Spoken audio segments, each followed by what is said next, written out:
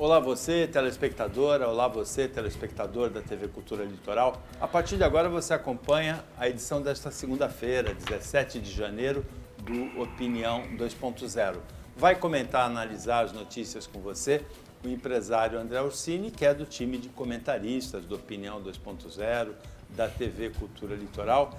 E nós temos uma série de matérias interessantes para comentar hoje. Eu vou começar, André, com um assunto, um fato que aconteceu em Praia Grande nesse final de semana. Uma mulher de 51 anos teve sintomas de infarto.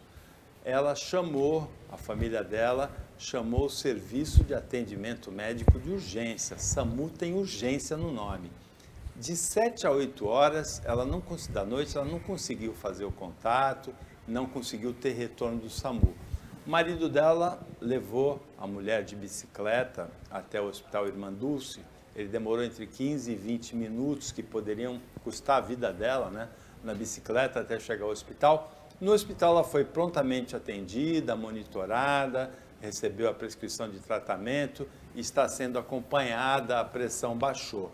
Mas precisa ser feita uma sindicância para entender o que aconteceu, porque é serviço de atendimento médico de urgência, não tem sentido uma hora depois não ter retorno, né, André? Boa tarde.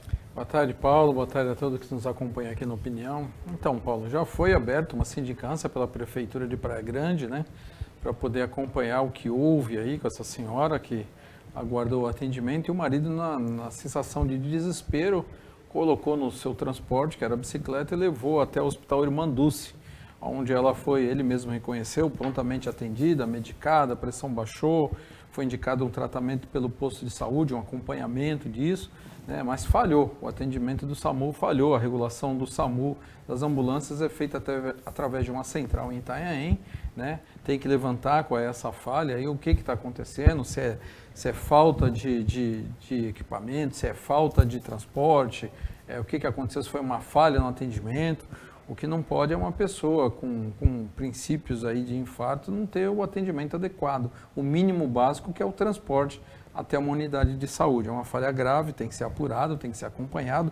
A gente tem que acompanhar o desfecho disso para saber onde houve a falha, né, para que os novos casos não aconteçam e não tenham retorno. Graças a Deus, essa senhora não veio a falecer, teve um atendimento aí e conseguiu resolver o seu atendimento, mas é uma falha gravíssima que tem que ser levantada, né? A gente até deve deixar claro, pessoalmente eu conheço casos de pessoas que tiveram a vida salva justamente pela presteza do atendimento do SAMU. 3 minutos, 4 minutos depois estavam ali, recebe o primeiro socorro que precisa e tem a vida preservada.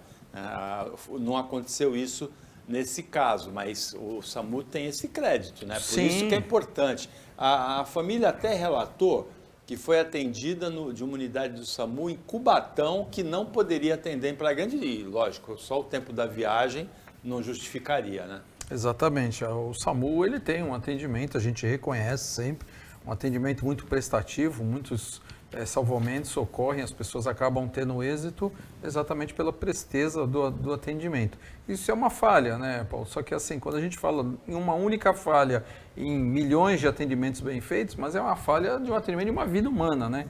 Então é o tipo de serviço que não pode ocorrer falhas, né? Então a gente tem que levantar, realmente acompanhar aí o que foi, aonde foi o erro, para que não volte a ocorrer, mas é o que eu sempre digo, é uma falha que às vezes perde uma vida humana. Para uma pessoa, aquela pessoa dessa família é tudo, né? Hoje completa um ano o início de uma das jornadas mais importantes da história do país, que é a jornada da vacinação contra a Covid. O Brasil aplica 4 vacinas adultas, a Janssen, a AstraZeneca, a Coronavac e a Pfizer. Hoje, 10 capitais e 5 cidades da Baixada, aqui entre outras cidades do Brasil, começam a aplicar a vacina Pfizer pediátrica. Hoje também a Anvisa se reúne para decidir sobre a aplicação da vacina produzida pelo Butantan de São Paulo, a Coronavac, para crianças de 3 a 11 anos.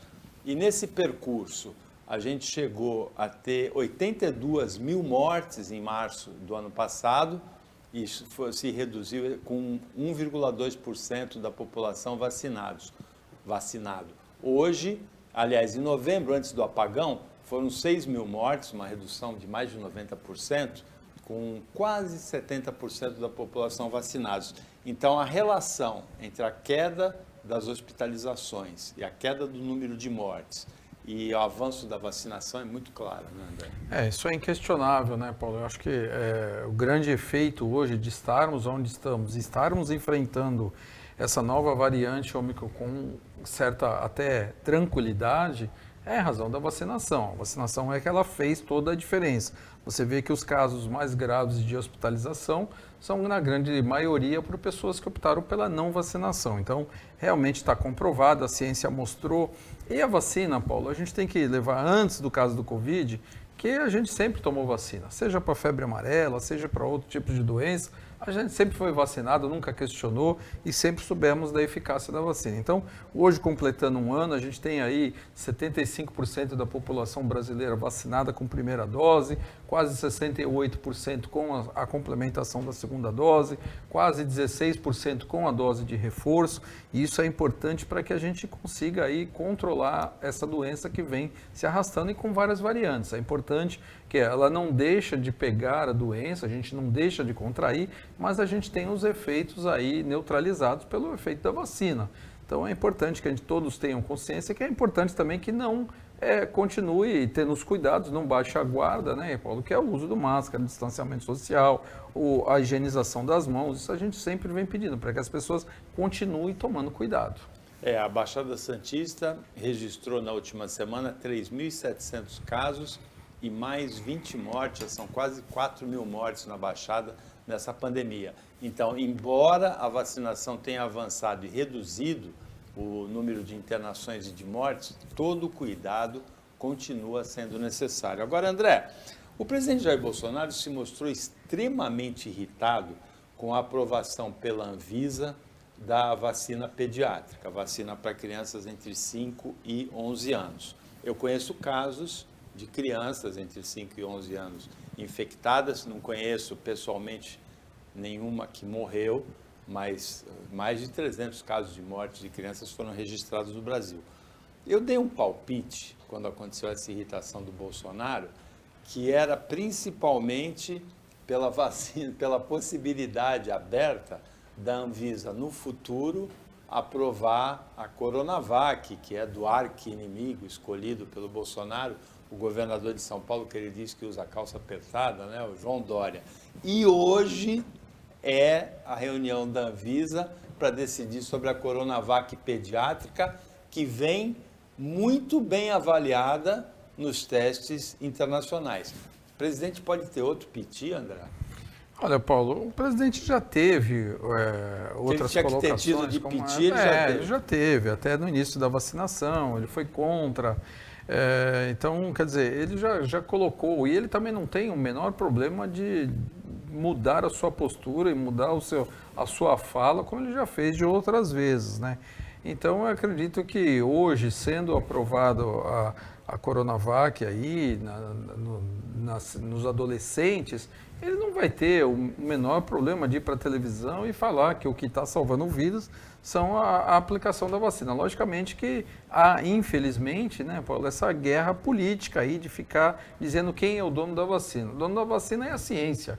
Para mim, não tem governador nem presidente da República que são donos. Logicamente que a atitude de um ou de outro faz a diferença e salva vidas. E salvou. Isso nós temos que reconhecer o mérito do governo do Estado de São Paulo, do governador João Dória, ter comprado essa briga, trazer a responsabilidade ao governo do Estado e ter conseguido sair na frente, logicamente. Mas cumpriu o seu papel de gestor público. Na minha opinião, ele fez o seu papel, ele entendeu, muito amparado pelo laboratório Butantan, né, pelo Instituto Butantan, que sempre subsidiou ele com informações importantes sobre a vacinação, da importância da vacinação, e conseguiu o êxito aí na vacinação. Então, agora, esperamos que o presidente realmente reconheça que é importante se vacinarmos as crianças, os adolescentes, até porque teremos, aí estamos no começo do ano, temos o retorno de volta às aulas aí, e as crianças têm o convívio, e é importante que a gente consiga vacinar essas crianças no menor prazo possível, para que elas, assim que retornem às aulas, tenham uma convivência, de certa forma, até normal com os demais. Sabemos que eles vão ter que entender o distanciamento, principalmente na hora da brincadeira, do lanche, que a gente já foi criança, a gente sabe quanto isso é importante, né, Paulo? Agora, André, em relação à vacinação das crianças, tem dois aspectos que são importantes. Um deles é que, embora a criança tenha uma resistência maior ao coronavírus, à Covid, os casos graves em crianças são em número muito menor do que em idosos e muito menor do que em pessoas na fase adulta. A criança ela pode ser um transmissor. Ela pega a doença, não desenvolve sintomas, mas transmite para o avô, para a avó, para a tia, para o tio, para o pai, para a mãe, para o professor, Sim, né? sim. Transmite para outras pessoas.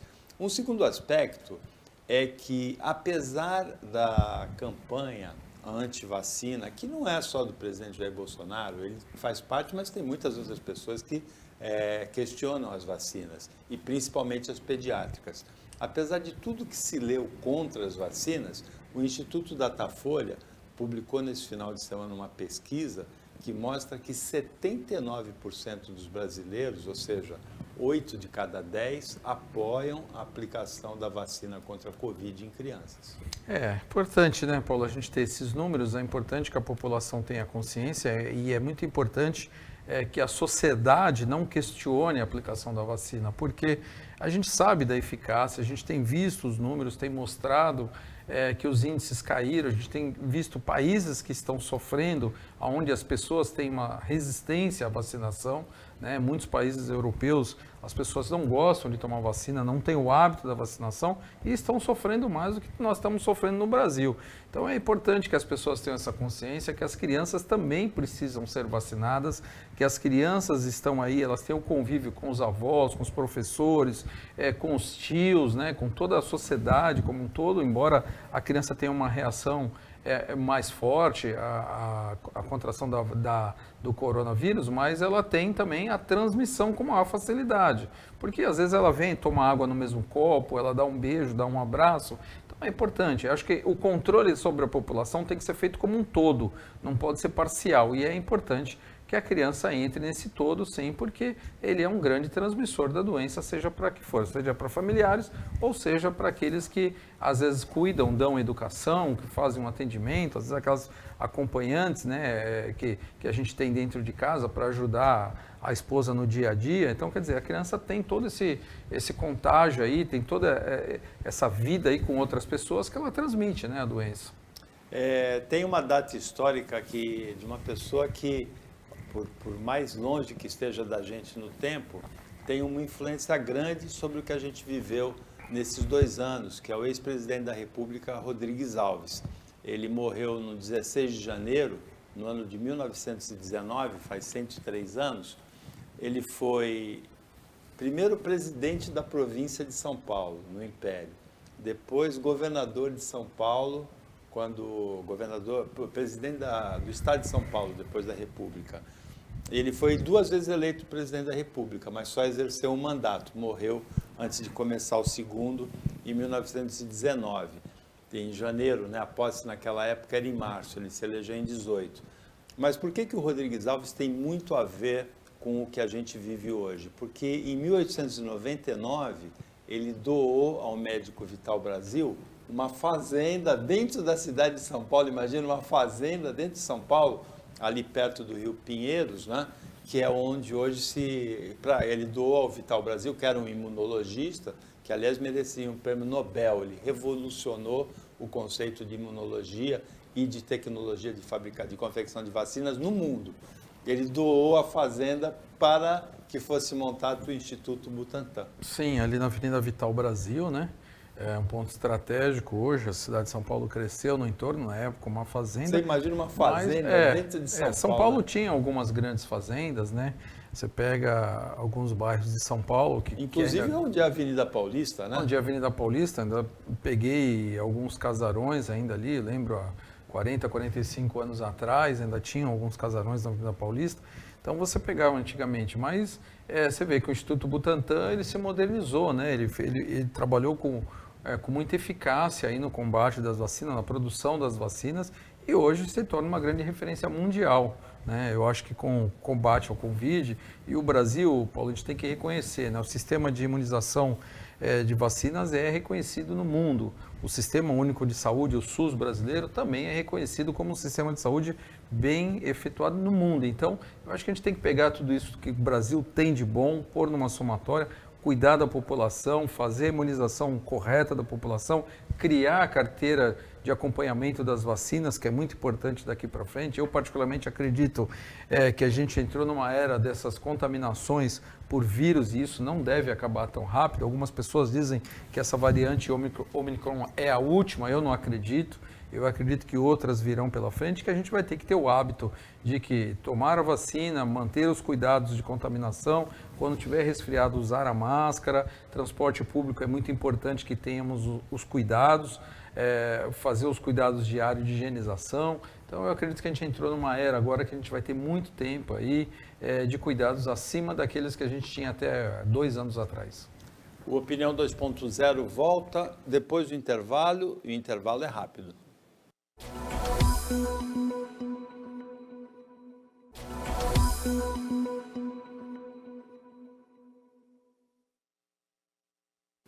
Voltando com a Opinião 2.0, nesta segunda-feira, quem analisa, comenta as notícias com você é o empresário André Ursini. E agora nós vamos falar sobre a área dele, de economia, porque eu fiquei curioso, André, de saber o que sobrou para o Paulo Guedes. Privatização não tem mais, reforma não tem mais. O teto de gastos, ele está lá, mas está cheio de rombo, de furo, né? Agora, a decisão sobre verbas de orçamento saiu do Ministério da Economia e foi para o Ministério da Casa Civil. Foi para o Centrão, né? Porque é o Ciro Nogueira, né? O ministro, um dos líderes do Centrão, é o ministro-chefe da Casa Civil. Sobrou alguma coisa para o Paulo Guedes? Está na hora dele pedir o boné e voltar para a faculdade dele? Como é que está a situação do Paulo Guedes? Olha, Paulo, não é a primeira vez que eu vou falar sobre o Paulo Guedes, que por mim, ele já estaria fora do governo. O que sobrou para ele é o que ele já tinha, que é a língua. Do resto, mais nada. Agora, o Paulo Guedes, como economista, uma pessoa que eu admiro bastante, tem um passado brilhante, mas como um ministro, não desempenhou um papel, até porque a gente viveu aí de 3 anos de governo Bolsonaro até agora, 2 anos praticamente dentro de uma pandemia, né?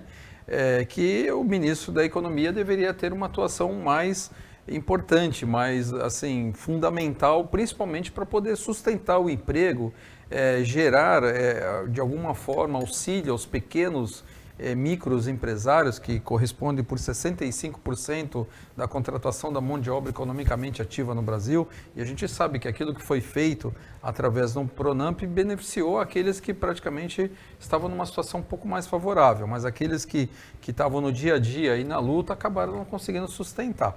Então o ministro Paulo Guedes é uma pessoa que deixou a desejar durante o governo, desse primeiro governo do Jair Bolsonaro, né?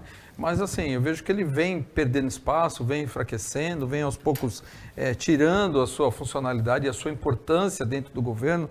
Na época da eleição do presidente Jair Bolsonaro, ele era das 3 pilares de sustentação do governo, né? Mas não disse ao que veio. Infelizmente, ficou sempre deixando a desejar. Eu acho que a gente tem que ter um ministro que talvez conheça mais o Brasil do que o ministro Paulo Guedes conhece. Eu acho que ele é um ministro muito de fala e pouco de ação. Na minha opinião, um dos piores momentos, o momento em que eu fiquei mais decepcionado com o Paulo Guedes foi no início da pandemia, quando ele disse que não previu que a pandemia trouxesse consequências econômicas sérias, né? Só ele que não previu, o ministro da Economia.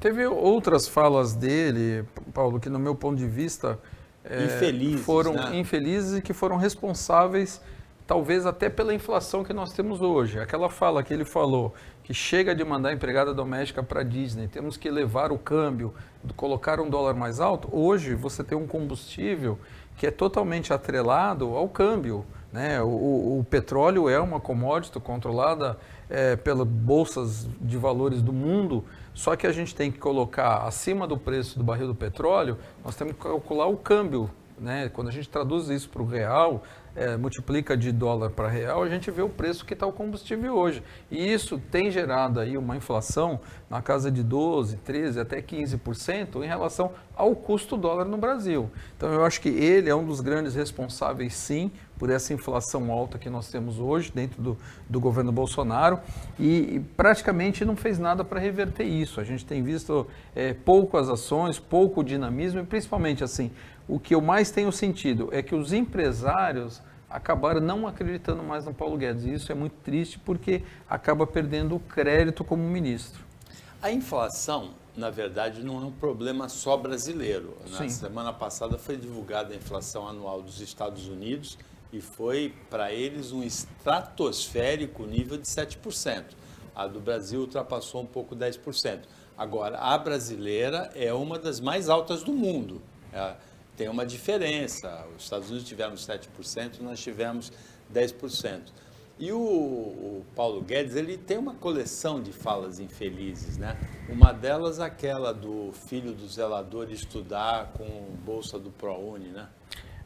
Paulo, assim, quando a gente fala de inflação, quando a gente tem um governo, por exemplo, você citou os Estados Unidos, uma inflação de 7%, mas quando a pessoa consegue, com o seu salário, pagar as suas contas de necessidades básicas, que é aluguel, energia elétrica, supermercado, os seus medicamentos, e ainda consegue ter um dinheiro que ele consiga guardar numa poupança, quando você joga uma inflação em cima, ele acaba perdendo essa sobra que ele acaba aplicando. Agora, quando você pega um país que nem o Brasil, onde você tem um salário mínimo baixo, que a pessoa não consegue, com aquele salário, sequer pôr comida na mesa, você joga uma inflação em cima, quer dizer, o que você está tirando? Você está tirando comida da boca do brasileiro.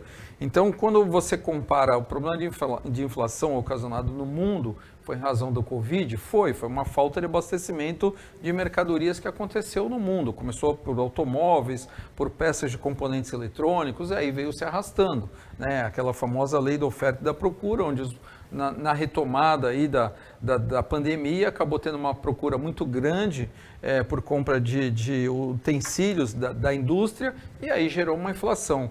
Agora, quando você trata do Brasil, que é um país relativamente pobre comparado aos Estados Unidos, Canadá e outros países na Europa, você acaba tirando o poder de aquisição do brasileiro. Não houve a reposição, não tem como haver a reposição de salários para tentar diminuir essa perda, esse poder aquisitivo de compra do brasileiro. E aí acaba tendo o transtorno que a gente tem hoje. Uma economia pobre, enfraquecida e sem perspectiva de reversão.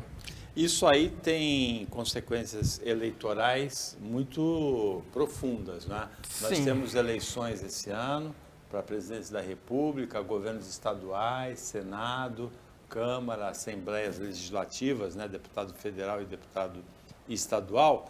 E na semana passada foram divulgadas 3 pesquisas que mostram uma liderança aparentemente tranquila, consolidada, do ex-presidente Lula e, em segundo lugar, o presidente Jair Bolsonaro, que teve o nível de intenções de voto caiu muito nos últimos meses. Alguma coisa que me chamou a atenção é que, se você somar as intenções de voto de Moro, Dória e Ciro Gomes, que seriam um dos 3, uma terceira via, dá um empate técnico com o Bolsonaro, em segundo lugar. O que dá a ideia de que ele pode ser ultrapassado, porque mesmo que o Moro, o Ciro e o Dória não se componham, o eleitor elimina 2 e vai tentar colocar um terceiro, né, para ser uma opção a Bolsonaro e Lula, né? Então, isso aí chama atenção. Paulo, assim, eu acho ainda as pesquisas de hoje muito prematuras, até porque é o seguinte, historicamente a gente tem nas últimas eleições algo em torno de 25, 27, 30% de brancos e nulos. E abstenções. E abstenções. E nessas pesquisas que a gente teve visto agora, esse número está em torno de 12, 15%. Quer dizer que não retrata uma realidade das últimas eleições. Vamos considerar que os brasileiros estão mais politizados, estão mais acompanhando, estão mais dispostos a votar, o que eu não acredito, até porque que aconteceu com a política? A política nos últimos anos ficou marginalizada em razão dos recentes históricos aí que a gente viu de ex-presidente sendo preso, de acabar com Petrobras, de inflação, de tudo mais. Mas digamos que os brasileiros falassem, não, esse ano vamos votar. Então, eu acho que ainda é muito prematuro, é prematuro falar que o ex-presidente Lula tem uma vantagem confortável, até porque a pesquisa espontânea, ela revela praticamente aquele que tem um nome mais conhecido, né? Que quando você chega ali, quem você vai votar? Eu voto nesse candidato, porque a pessoa já conhece.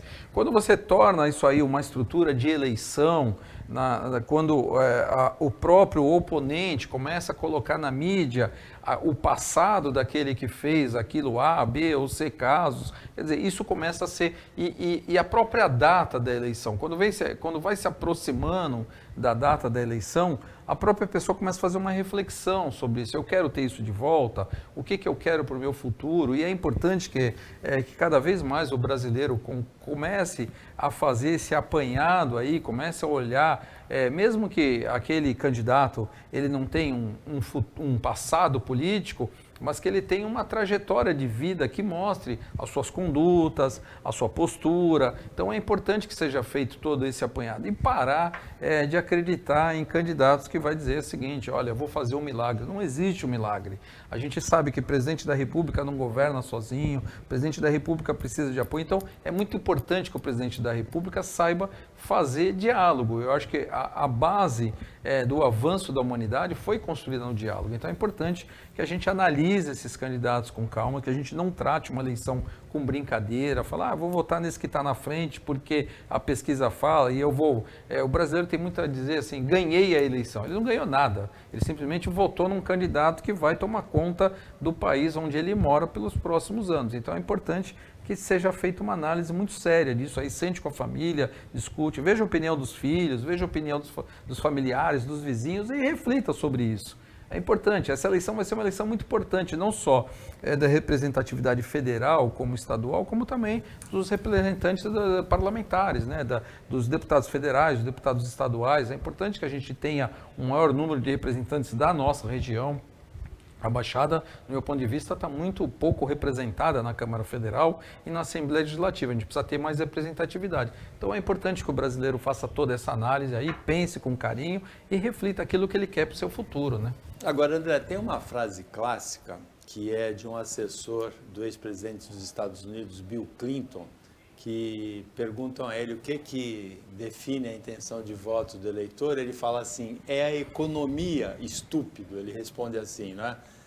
Você acha que a economia vai ser o peso, vai ter o maior peso entre todos os assuntos, segurança, vacina, pandemia, desemprego? Desemprego é da economia, né?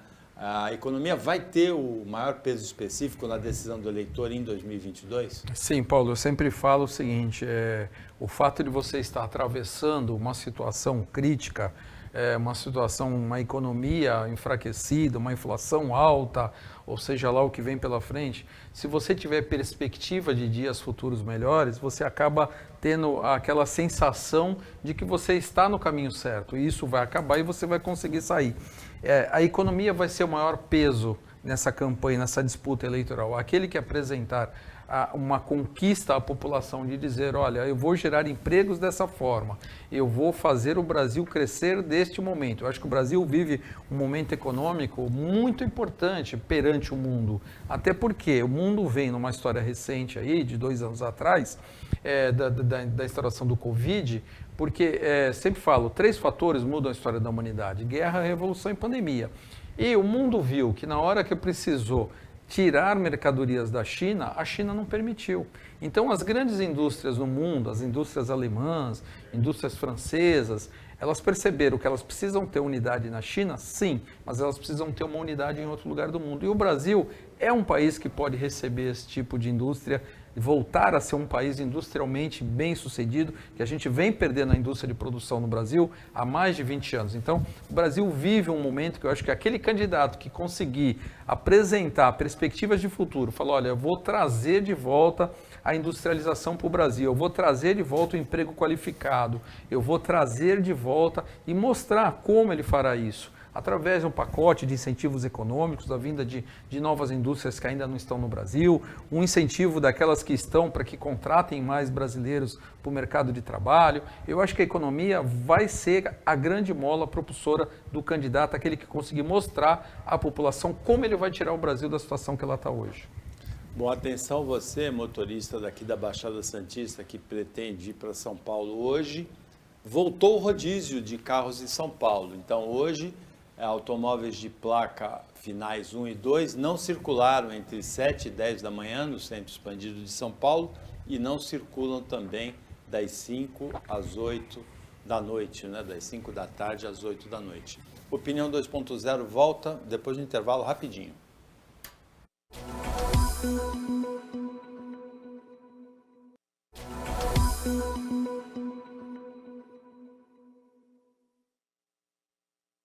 Voltando com o Opinião 2.0, agora é o último bloco. Quem analisa as notícias hoje com você é o empresário André Orsini. Eu tenho a impressão que foi o último capítulo de uma novela hoje de madrugada, que foi a deportação do tenista Novak Djokovic, ou um apelido muito bem sacado, né? Novax, de não vacina, Djokovic, né? Ele foi deportado da Austrália, não disputa o Aberto da Austrália, desembarcou em Dubai nessa madrugada. Agora, o Djokovic, ele se complicou muito nessa história, porque ele tentou dizer no pedido de visto dele para a entrada na Austrália que ele não teria sido vacinado porque ele contraiu o Covid no dia 16 de dezembro. Mas só que os australianos mostraram para ele uma série de declarações dele anteriores, públicas, anti-vacina, né? Depois, ele no documento de entrada, ele disse, na ficha de entrada, que não tinha viajado nos 14 dias anteriores. E os australianos mostraram para ele, olha, você esteve aqui em Marbella, inclusive participou de uma sessão de fotos, já sabendo que tinha testado positivo no dia 16. O Djokovic se complicou nessa história, né? E agora pode ser pior ainda, porque os franceses já anunciaram que sem vacina ele não entra na França para disputar o Aberto da França também.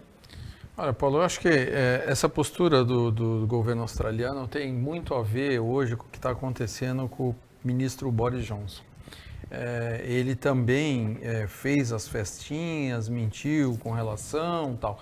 Então, o que é isso? É a falta do crédito, é aquilo que você quer colocar para a sua população, uma coisa que você não faz. Então, o governo australiano quis mostrar o seguinte, olha, a lei aqui é para todos, nós precisamos que respeite. Nós cuidamos da nossa população, nós cuidamos do nosso povo e não abrimos exceção para ninguém, assim como está acontecendo na Grã-Bretanha com o ministro Boris Johnson. Ele não tem mais condições de sustentar no governo porque não tem mais crédito. Com que crédito que ele vai falar à população? Mantenham o distanciamento, fiquem em casa, se vacinem, uma vez que a gente viu as atitudes dele. Então, quer dizer, a pessoa que tem uma imagem pública, ela tem que respeitar as leis e regras assim como todos. Ela não pode ser diferenciado. Ele não pode ter porque um privilégio. Então, eu acho que ele já entrou mentindo no país, foi muito bem colocado. Agora, o governo fez muito bem, está acertado. No meu país não pode ter pessoa sem vacina, então tem que ser deportado, tem que sair do país imediatamente, porque aqui nós não permitimos pessoas não vacinadas. Está correto, eu acho que postura de governo é reflexo da sociedade. Agora, o Novak Djokovic, ele é um tenista de um talento extraordinário.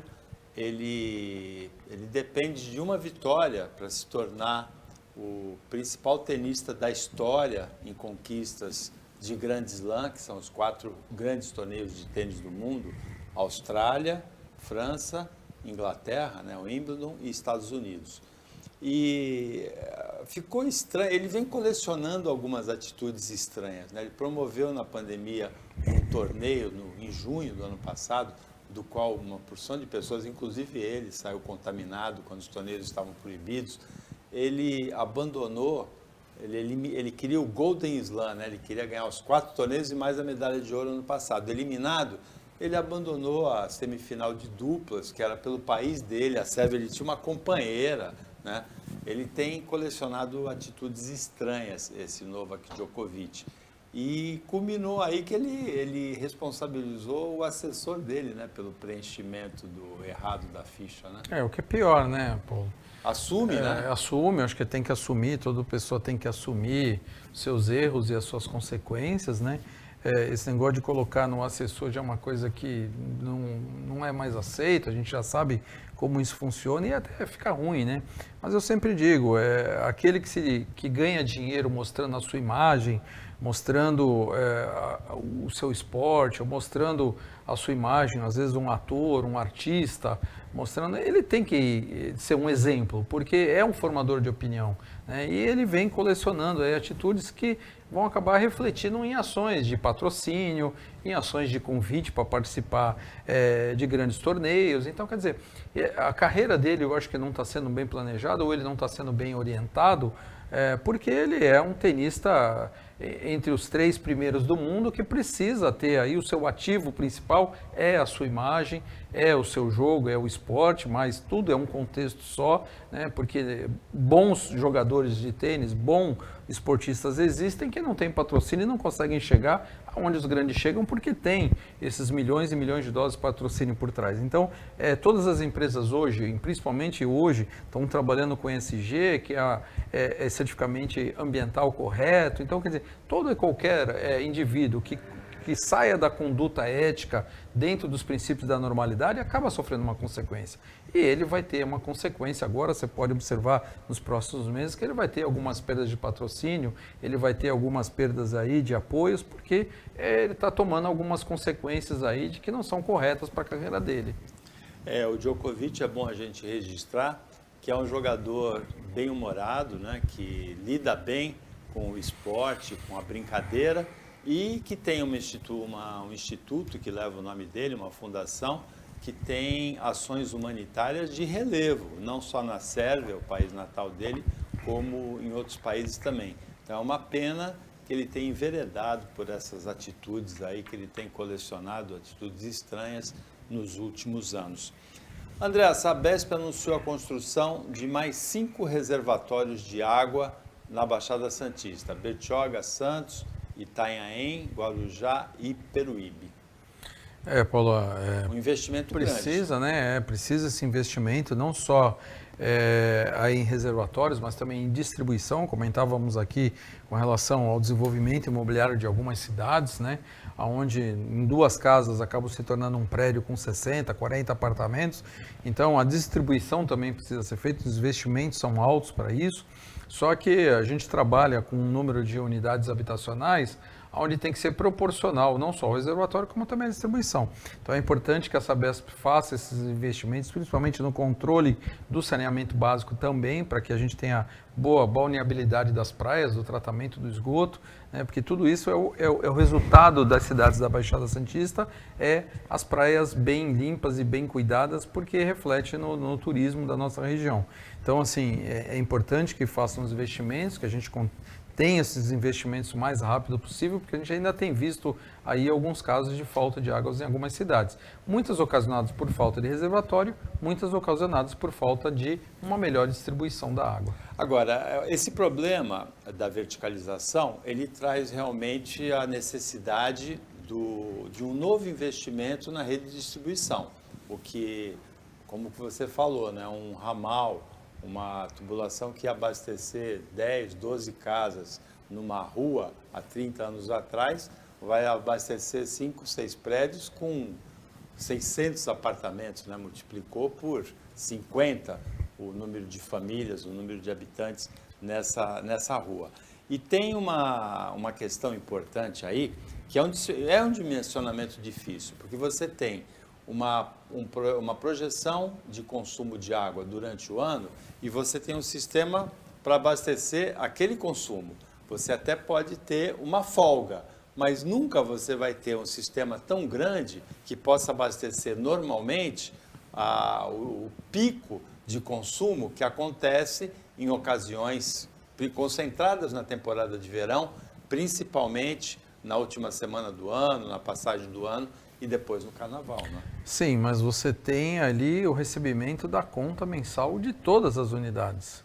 Então você não pode pensar que você tem 4 meses do ano de pico e 8 meses ociosos. Então você recebe 12 meses e você atende 4 satisfatório, né? 8 satisfatório e 4 insatisfatório. Então quando você faz o investimento, o planejamento tem que ser feito para atendimento durante os 12 meses, independente de ter utilização ou não, porque aquelas pessoas pagam pelo serviço. É a mesma coisa a energia elétrica. Então, quando você faz o dimensionamento, você tem que pensar na ocupação total. Digamos que as cidades da Baixada viessem a ter moradores para isso. Teríamos um problema de abastecimento de água pela falta de previsibilidade. Então, quer dizer, inclusive, que é um fenômeno que aconteceu durante a pandemia, né? Sim. Muita gente que tinha casa no litoral, quando passou a fazer home office, veio morar aqui, né? Sim, aconteceu um caso desse, mas não teve o problema de abastecimento por ser um empreendimento privado, que foi a Ribeira de São Lourenço. Ela teve a sua população residencial durante o ano dobrada durante a pandemia, mas ela não teve problema de abastecimento.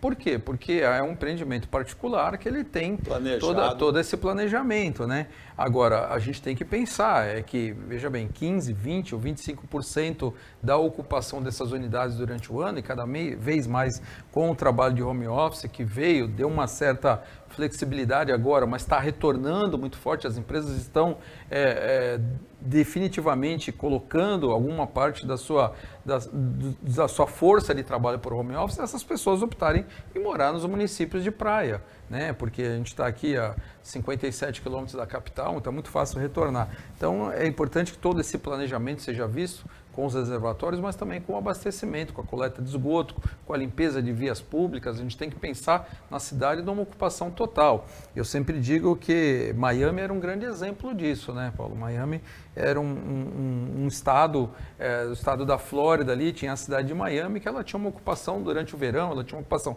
Só que Miami hoje não. Miami hoje é o novo Vale do Silício americano. Quer dizer, grandes empresas se instalaram lá, Miami deu uma reinventada, Miami deu uma renovada e hoje é uma das principais cidades dos Estados Unidos. Então a gente tem que sempre trabalhar com infraestrutura, porque a partir do momento que você tem uma infraestrutura digna, o investimento vem. Bom, você mora no litoral, você tem casa no litoral, você tem medo de tsunami? Tenho preocupação com relação a isso, lógico, a gente não está livre disso, né? E eu vendo as imagens na televisão, principalmente da Flórida, tive naquelas praias da qual me estranhava aquela placa, cuidado, o risco de tsunami, rota de fuga, dá uma certa preocupação na gente quando a gente está ali ao vivo, né, vivendo aquilo. Então é uma coisa que a gente sempre fica preocupado e atento, sim. As imagens do tsunami no arquipélago de Tonga, né, no Pacífico, são impressionantes, né? Sim, todo tsunami. Uma onda larga e muito alta, né? Todo tsunami é aquela onde a água vai entrando, ela vai destruindo, vai arrastando. Ontem ainda vi umas imagens aí de alguns carros fugindo, né? Da onda, correndo ali, tentando salvar o que tinham. Quer dizer, é impressionante, a gente fica preocupado, né? A gente que está em cidades litorâneas, principalmente alguns momentos que a gente observa que o nível do mar está mais alto, né? Que a terra, a gente fica olhando aquilo e fala, realmente a gente preocupa e principalmente a gente sempre fica alerta. Logicamente que o Brasil não tem esse histórico, mas alguns países aqui na América do Sul foram até abalados por esse tsunami aí. Porque ele foi provocado por uma erupção de um vulcão submerso, né? Submerso, exatamente. Bom, nós vamos terminar a edição de hoje registrando 3 mortes. Uma delas, o Brasil todo ficou sabendo ontem, que é a morte da atriz Françoise Furton, que brilhou muito tempo nas novelas, inclusive atua numa novela que está sendo reapresentada pela Rede Globo, O Clone. A Françoise Furton, ela morreu aos 64 anos de câncer. Aqui em Santos, na Baixada Santista, morreu um dos grandes empresários do café, um patriarca, Eduardo Aiden Carvalhais, aos 96 anos, um nome tradicionalíssimo do comércio de Santos e da pujança do comércio de café em Santos. Morreu também o cabeleireiro Ângelo, muito conhecido como DJ também, uma pessoa muito alegre, muito querida. A gente registra também a morte do Ângelo, que aconteceu por Covid. E com isso chegamos ao final do Opinião 2.0, agradecendo a participação do André, que hoje ficou sozinho aqui como comentarista, não teve contraponto. agradecendo o trabalho da equipe técnica de jornalismo do Sistema Costa Norte e agradecendo a você que acompanhou a gente mais essa edição. Até amanhã, nesse mesmo horário, aqui na TV Cultura, ou na reapresentação à meia-noite, e uma ótima semana para você que você merece.